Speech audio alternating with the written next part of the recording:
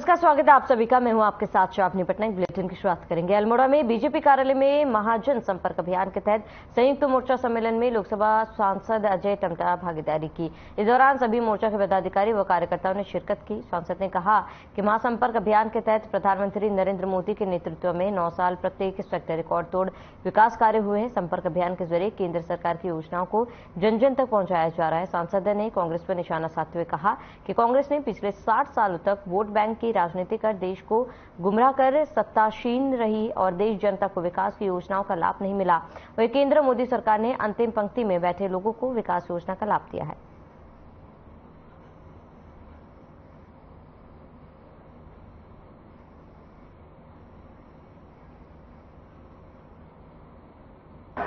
इसमें सभी लाभार्थियों से मिलना, प्रेस करना और हमारे जो नए मतदाता हैं उनका सम्मेलन करना और हमारे जो मोर्चे हैं, महिला मोर्चा, अनुसूचित मोर्चा, अल्पसंख्यक मोर्चा, किसान मोर्चा, उनके भी संयुक्त सम्मेलन करना।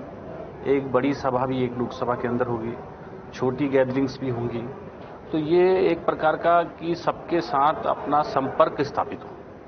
सभी लोग जो हमारे विचारधारा से जुड़े हुए लोग हैं और उसके अलावा भी जो बाकी हमारे प्रधानमंत्री जी के जो ऐतिहासिक काम हुए, जो आज़ादी के बाद 60 साल तक जिनके लिए कांग्रेस ने खाली नारे दिए, उनको कभी पूरा नहीं किया, उनके आधार पर गरीबों के वोट लेते रहे और अपने सत्तासीन कांग्रेस लगातार गरीबों के आधार पर रही और उसका लाभ कभी उनको दिया नहीं।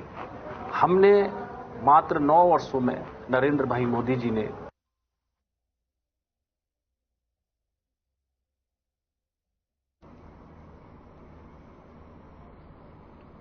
शहरी विकास मंत्री डॉक्टर प्रेमचंद अग्रवाल ने प्रधानमंत्री आवास योजना के तहत कनकपुर काशीपुर के लाभार्थियों को ऑनलाइन लॉटरी के माध्यम से आवास आवंटित किए गए। मंत्री ने कहा कि वे योजना केंद्र एवं राज्य सरकारी अत्यंत महत्वपूर्ण योजना है जिसमें लाभार्थियों को लाभ दिया जा रहा है। साथ ही कहा कि आवास विभाग द्वारा कुल 31 परियोजनाओं में कार्य किया जा रहा है। गौरतलब हो कि 21 परियोजनाओं में 17,304 आवास बनाए जाने पर कार्य किया जा रहा है। वहीं दूसरी ओर 464 आवास निर्मित कर मसूरी देहरादून विकास प्राधिकरण के लाभार्थियों को उपलब्ध कराए जा चुके हैं।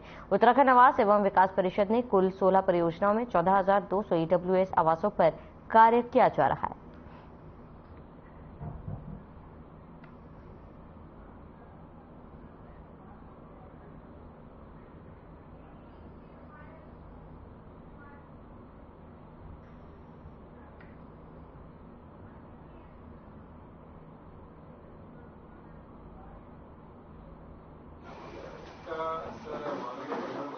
के आसपास की कंसीव्ड प्रोजेक्ट्स थे।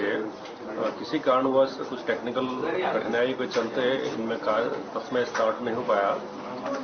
हम लोग मार्च 2021 के बाद इसमें कार्य प्रारंभ कर पाए थे उन कठिनाई को दूर करते हुए। यह भी बड़ा उल्लेखनीय है कि जब 2017-18 में प्रोजेक्ट प्लान किए गए थे और 2023 तक आते आते हर चीज के रेट जो है बढ़ चुके हैं, लेकिन विकासक और परिषद आज भी 2017-18 के रेट पर इन घरों को दे रहे हैं। मात्र 6 लाख में घर मिल रहे हैं। किसी प्रकार कोई एडिशनल बर्डन किसी लाभार्थी को नहीं देना पड़ रहा है। डेवलपर इसमें अपने मार्जिन को कम करते हुए काम कर रहे हैं और आवास विकास परिषद डेवलपर और लाभार्थियों को हर एक स्टेज पे फैसिलिटेट कर रहे हैं। इस कारणवश एक वेलफेयर स्कीम सरकार की जो है उसको हम निजी सहभागिता से पूरा कर पा रहे हैं। देखिए, हर व्यक्ति का एक सपना होता है कि उनको उनका आवास मिले और विशेषकर जो हमारे गरीब लोग हैं, जरूरतमंद लोग हैं, उनकी एक आवश्यकता हमेशा बनी रहती थी कि उनको एक छत मिले। और मैं निश्चित रूप से माननीय प्रधानमंत्री आदरणीय नरेंद्र मोदी जी का धन्यवाद कर रहा हूं। उनको बहुत ही साधुवाद दे रहा हूं उत्तराखंड की धरती से कि जिनके एक बहुत ही महत्वाकांक्षी जिनकी एक परियोजना थी प्रधानमंत्री आवास योजना, और ये शहरी क्षेत्र की है जिसमें हमें उत्तराखंड को 21 परियोजनाएं स्वीकृत हुई थी। और आपको जानकारी होगी बहुत पहले की योजनाएं हैं जो पिछले दिनों किन्हीं कारणों से प्रारंभ नहीं हुई थी, लेकिन हमारी धामी सरकार के द्वारा इस दौरान इन सब जितने भी परियोजनाओं पे काम किया गया 21 परियोजनाएं हैं जिसमें हम लोग काम कर रहे हैं और 7 योजनाओं का तो हम लोग कि हमें छत मिले उसको साकार करने का काम हमारी सरकार। उत्तराखंड में मेरिनो भेड़ पालन को बढ़ावा देने के लिए जल्द ही ऑस्ट्रेलियन ब्रीडर से एक एमओयू करने जा रहे हैं। इसके साथ ही मुख्यमंत्री धामी ने डेयरी विकास और पशुपालन विभाग को उत्तराखंड के आर्थिकी में सुधार के उद्देश्य से अन्य प्रदेशों में आयोजित दूध व दुग्ध पदार्थों पोल्ट्री उत्पादों की निर्भरता को कम करने का लक्ष्य दिया। मुख्यमंत्री पुष्कर सिंह धामी ने बुधवार को सचिवालय में गन्ना विकास विभाग, पशुपालन विभाग, डेयरी विकास विभाग और मत्स्य विभाग के विभागीय योजनाओं की समीक्षा के दौरान अधिकारियों को स्पष्ट किया कि उक्त विभाग योजनाओं का समयबद्धता के साथ प्रभावी क्रियान्वयन करे। धरातल पर योजनाओं के क्रियान्वयन को मात्र औपचारिकता न समझे।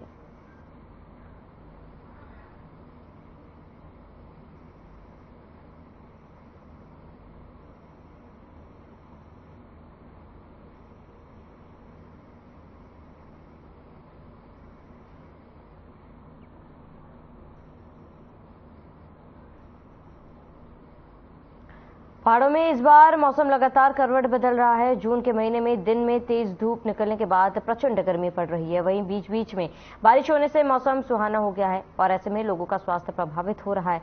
लगातार गर्म और ठंडा मौसम होने के कारण अस्पताल में मरीजों की संख्या में इजाफा हुआ। मौसमी बुखार, संक्रमण, वायरल एलर्जी, चिकन पॉक्स और उल्टी दस्त के मरीजों की संख्या में इजाफा हुआ। इससे अस्पताल में मरीजों की भारी भीड़ दिखाई दे रही है।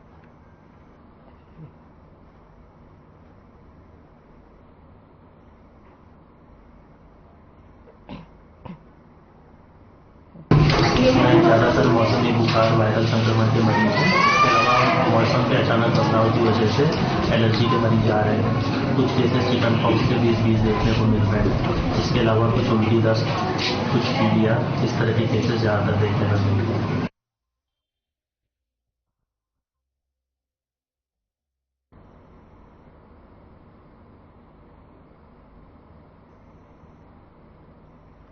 कुछ ही दिन बाद प्रदेश में मानसून की दस्तक शुरू हो जाएगी। वहीं बात देहरादून शहर की जाए तो देहरादून में नालियों में जमकर कूड़ा कचरा फंसा है, जिसकी सूद अब तक नगर निगम ने नहीं ली।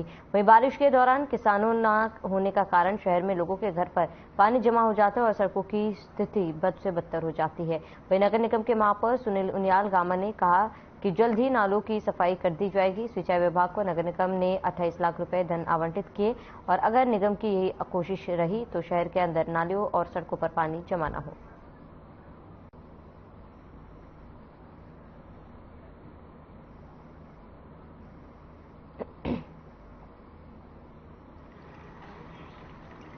नालियों का काम भी हमारा युद्ध स्तर पर चल रहा है, चाहे जीएमएस रोड की नालियां हो, चाहे हरिद्वार रोड की नालियां हो। युद्ध स्तर पर निगम भी उसमें सफाई कर रहा है। और जो पीडब्ल्यूडी के जो नालियां हैं, पीडब्ल्यूडी उनको जो है उठा रहा है। नालियां साफ पीडब्ल्यूडी हमारा नगर निगम कर रहा है। और हमारा प्रयास है कि बरसात से पहले पहले सारी नालियां जो है साफ हो जानी चाहिए, ताकि बरसात में किसी किस्म का किसी कॉलोनी में, किसी घर में, किसी बाजार में जो है जल भराव ना हो।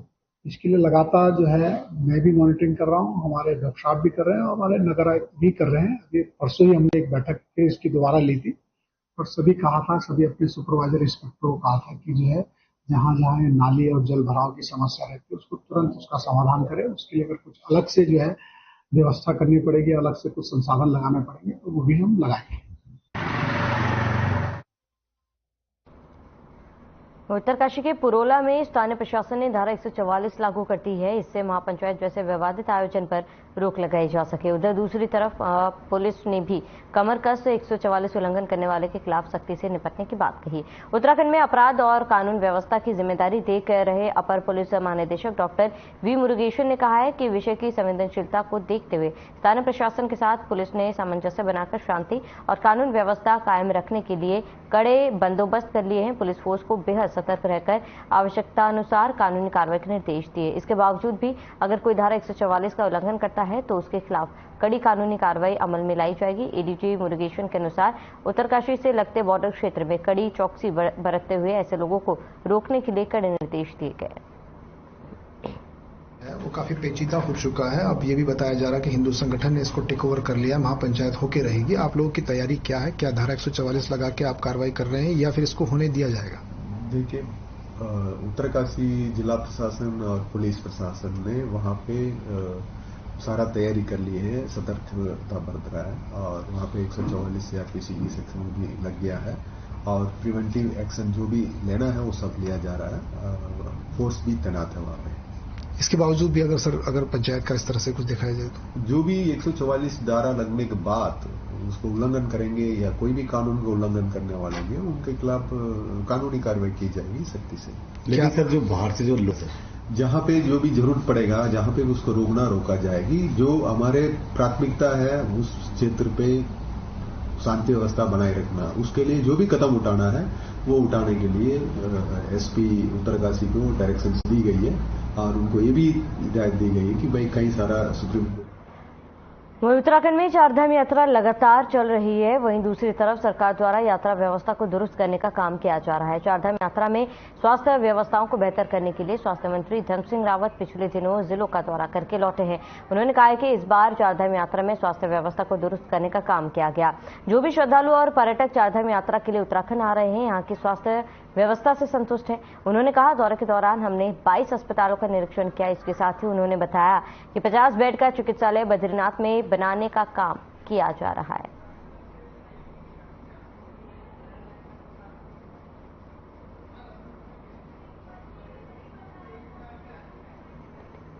इनके दौरे पे रुद्रप्रयाग, चमोली और पौड़ी के दौरे पे था। लगभग 22 हॉस्पिटलों का हमने निरीक्षण किया है और 50 बेड का हॉस्पिटल हमारे बद्रीनाथ में बन रहा है। हमने माणा गांव से लेके और नीति गांव तक स्वास्थ्य कैंप लगाए वहां पे और जितने यात्री आ रहे हैं, यात्रियों को भी पहली बार ये लग रहा है कि उत्तराखंड सरकार जो है स्वास्थ्य के क्षेत्र में अच्छा काम कर रही है।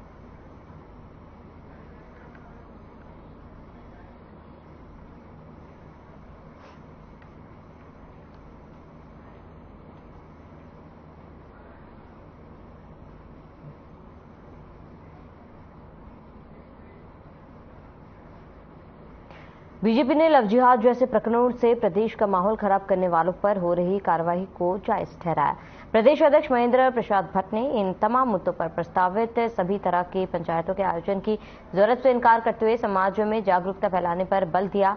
महेंद्र प्रसाद भट्ट ने कहा कि सभी लोगों का फर्ज है कि वो अपने धर्म के बारे में सभी को बताए, न कि इस तरह से झगड़ा फसाद करके माहौल को बिगाड़ने का प्रयास करे। पार्टी मुख्यालय में प्रदेश अध्यक्ष महेंद्र भट्ट पत्रकारों के सवाल को जवाब देते हुए कहा, जब से प्रदेश में कठोरतम धर्मांतरण कानून आया है तब से लव जिहाद जैसे प्रकरण बड़े पैमाने पर सामने आ रहे हैं। ऐसी गतिविधियों में लिप्त लोगों को किसी समुदाय विशेष से नहीं जोड़ते, लेकिन यह ऐसे लोग हैं जिनका अपने समुदाय में भी स्वीकार्यता नहीं है। ये ठीक है कि इस प्रकार के तत्व इस देवभूमि को बदनाम करने का प्रयास कर रहे हैं और ये भी उस दिन से प्रारंभ हुआ जब से जबरन धर्मांतरण का कानून आया। सरकार ने उसको संज्ञान लिया। आज उत्तराखंड के अंदर सत्यापन का कार्य चल रहा है। इससे परेशान होकर कुछ बाहरी तत्व इस काम में लगे हुए हैं, इसलिए इसको समुदाय विशेष से जोड़कर हम लोग नहीं देखते हैं। हम जिस भी समुदाय के अंदर इस प्रकार के तत्व है जो इस देवभूमि के माहौल को खत्म करना चाहते हैं, उन पर कड़ी से कड़ी कार्रवाई हो, उस दिशा में प्रयास है। किसी प्रकार की पंचायत करने की आवश्यकता नहीं है। इतना मैं जरूर कहूंगा कि आज आवश्यक बात की दी है कि अपने परिवारों के अंदर हम जागरण का काम करें। जो लोग पंचायत कर रहे हैं वो घरों में जाएं और लोगों को अपने विषय में, अपने धर्म के विषय में बताएं, उनके परिवारों को संस्कार दें, उन बच्चों को संस्कार दें। इस काम को करें, न कि माहौल खराब करने का काम करें। समान नागरिक संहिता उत्तराखंड के परीक्षण और क्रियान्वयन के लिए गठित विशेषज्ञ समिति ने नई दिल्ली के कॉन्स्टिट्यूशन क्लब में प्रवासी उत्तराखंडियों, प्रबुद्धजनों, समाजसेवियों एवं पत्रकारों के साथ जनसंवाद कार्यक्रम आयोजित किया। इस दौरान उन्होंने समिति जनसंवाद के माध्यम से लोगों के विचार और गंतव्य में अवगत कराया है। बता दें कि प्रवासी उत्तराखंडियों, प्रबुद्धजनों, समाजसेवियों और पत्रकारों ने यूसीसी पर मुख्यमंत्री पुष्कर सिंह धामी के निर्णय की प्रशंसा की और इसके शीघ्र कार्यान्वयन का आग्रह किया। उत्तराखंड राज्य में समान नागरिक संहिता के सभी हितधारकों से चर्चा की जा चुकी है। यूसीसी की उप समितियों ने विभिन्न धर्मों, समुदायों, प्रदेश के सभी जनजातीय समूह हितधारकों तथा वर्गों से इस संबंध में विचार विमर्श कर सुझाव प्राप्त किए हैं।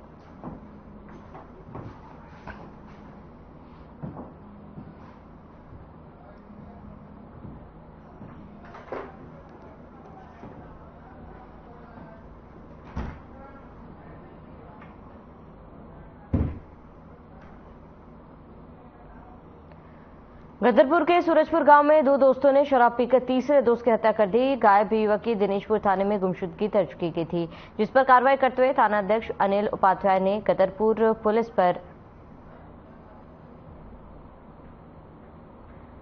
पुलिस के सहयोग से मजिस्ट्रेट की उपस्थिति में गड्ढा खोदकर शव को निकलवाया और मौके से शव बरामद कर लिया गया। वहीं मौके पर पुलिस क्षेत्राधिकारी और नायब तहसीलदार भी पहुंचे।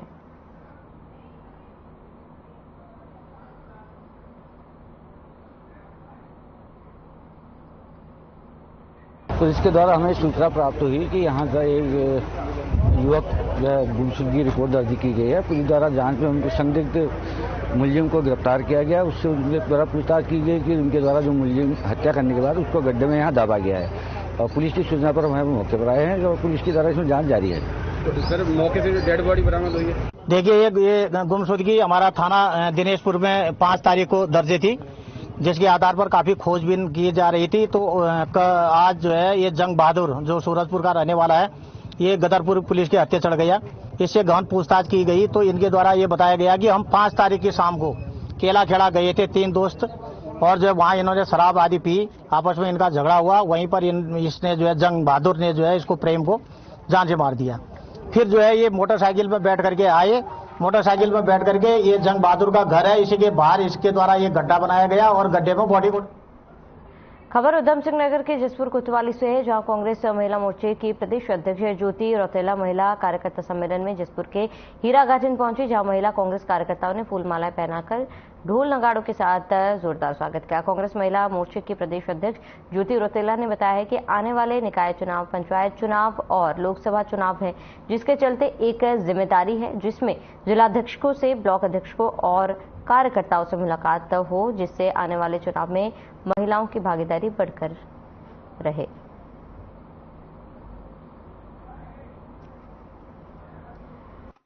प्रदेश में आगामी क्योंकि लोकसभा चुनाव है, निकाय का चुनाव है, पंचायतों का चुनाव है, और मैं पौड़ी लोकसभा से शुरू करी। पौड़ी लोकसभा, अल्मोड़ा लोकसभा और उधम सिंह नगर में आज जसपुर में हूँ। और हम लोगों का जो महिला संगठन है, क्योंकि अभी नई नियुक्तियां हुई, जिलाध्यक्ष बनी है तो जिलाध्यक्ष, उसके बाद ब्लॉक अध्यक्ष, ब्लॉक कार्यकारिणी, जिला कार्यकारिणी, और हमारी कोशिश है कि इन चुनाव से पहले हम लोग वार्ड वाइज, बूथ वाइज 10 महिलाएं अपने महिला कांग्रेस के संगठन से जोड़ें, ताकि जो आने वाला इलेक्शन है उसमें जो पार्टिसिपेशन ऑफ फीमेल है, जो महिलाओं का पार्टिसिपेशन।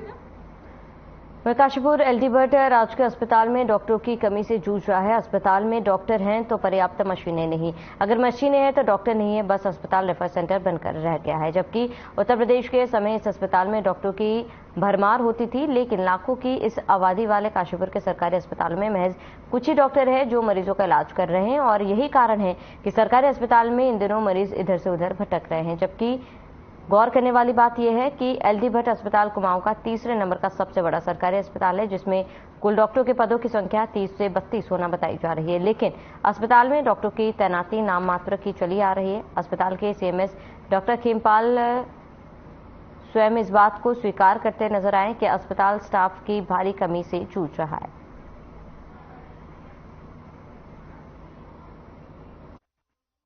ये पद जो यहाँ पे एलडी भट्ट हॉस्पिटल में पद काफी समय से खाली चल रहे हैं, जिसमें फिजिशियन तो है ही नहीं, बहुत लंबे समय से फिजिशियन यहाँ पे है ही नहीं। 2 पद हैं, दोनों के दोनों खाली चल रहे हैं। और हड्डी रोड विशेषज्ञ भी नहीं है, अभी नेत्र सर्जन का भी उन्होंने VRS ले लिया है, तो वो भी खाली चल रहा है पद। एक पद पैथोलॉजिस्ट का भी खाली चल रहा है यहाँ पे, और चर्म रोग विशेषज्ञ का भी खाली चल रहा है, मनोरोग विशेषज्ञ का भी खाली चल रहा है। और हमारे पास स्टाफ की बहुत कमी है। मैं रेडियोलॉजी का काम मैं खुद देख रहा हूँ। स्टाफ नर्स हमारे पास बहुत कम है, 13 स्टाफ नर्स काम कर रही है, 17 वैकेंट खाली चल रही है, 30 हमारे पोस्ट है। मैं अपना आँख चेक कराने के लिए आया हूँ। एक आँख में मोतियाबिंद है और ये बोल रहे हैं कि डॉक्टर नहीं है, तो ये कैसे मालूम होगा कि डॉक्टर साहब मिले? हॉस्पिटल खुला है?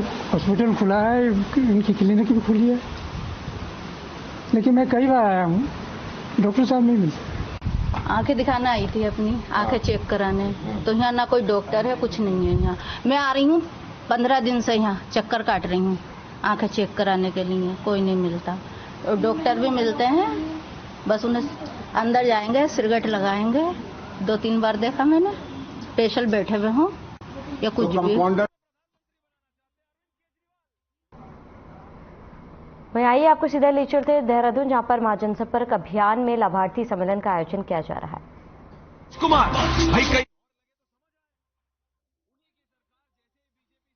आरजेडी के साथ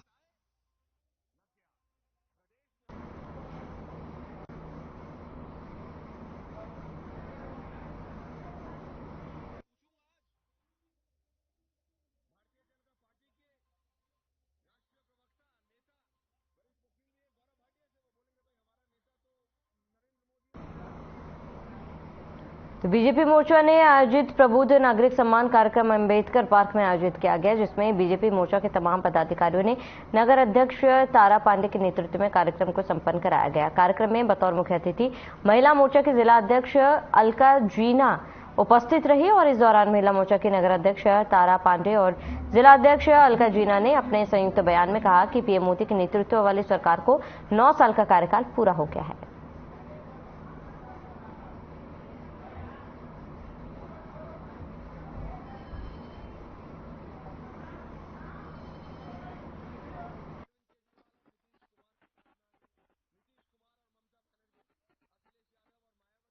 हमारे मोदी जी के काल को 9 वर्ष पूरे हो गए हैं। उसी अंतर्गत हमारे भाजपा में कार्यक्रम चल रहे हैं आजकल।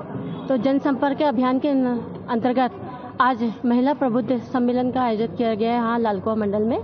जो हमारे विधानसभा चारों जो मंडल है, विधानसभा है लालकुआं मंडल, उन्हीं की महिलाओं द्वारा ये कार्यक्रम आयोजित किया गया है। हाँ जी, हमने हमारे जो विधानसभा स्तर पर हमको कार्यक्रम दिया गया था। माननीय प्रधानमंत्री नरेंद्र मोदी जी के 9 साल पूर्ण होने पर प्रबुद्ध महिला सम्मेलन हमें दिया गया था, जिसका मैंने आज यहाँ पर आयोजन किया। और यहाँ पर हमारी जिला अध्यक्ष जी अलका जीना जी आई हैं और इन्होंने सारी हमारी बहनों को सम्मानित किया, जिसमें डॉक्टर्स थी, आंगनबाड़ी कार्यकर्ती थी, आशा कार्यकर्ती थी, टीचर थी।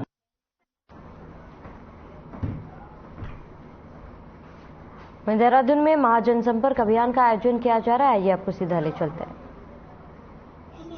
जबरन धर्म का कानून लाए, सरकारी भूमि पर जब से मजाक के नाम आक्रमण घेरना प्रारंभ किया, वो जो कानून बना, सख्त कानून बना, बौखला गई भारी तख्ते। मैं किसी समुदाय का आरोप नहीं लगा रहा हूं, इनका आह्वान उस समुदाय से जरूर करना चाहूंगा। आप किनको प्रोत्साहन दे रहे हैं? देवभूमि के स्वरूप को नष्ट करने का जो लोग प्रयास कर रहे हैं, वो आपके घरों में कैसे रह रहे हैं? हमारे उत्तराखंड की बहनों को भैरा पुत्र नाम बदलकर जो आक्रमण कर रहे हैं, ये सब। पौड़ी कोटद्वार रोड पर बुआखाल के पास 2 बाइकों की आपसी भिड़ंत हो गई। सड़क दुर्घटना में बाइक पर सवार 4 लोग घायल हो गए, जिनकी निजी वाहन से जिला अस्पताल पौड़ी लाया गया, जहां उनका उपचार चल रहा है।